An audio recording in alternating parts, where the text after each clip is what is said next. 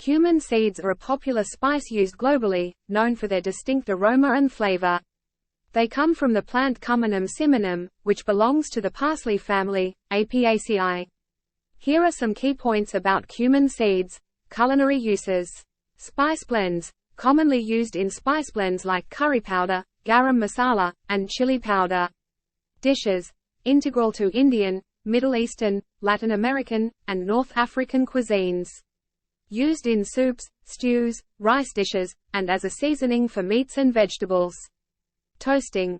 Often toasted to enhance their flavor before being ground or used whole. Health benefits. Digestion. Known to aid digestion and reduce bloating.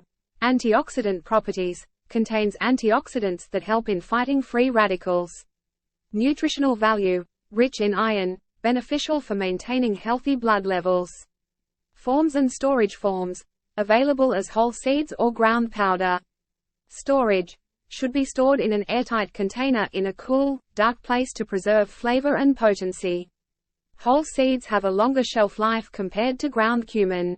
Cultural significance. Traditional medicine. Used in Ayurvedic and traditional Chinese medicine for its therapeutic properties. Symbolism.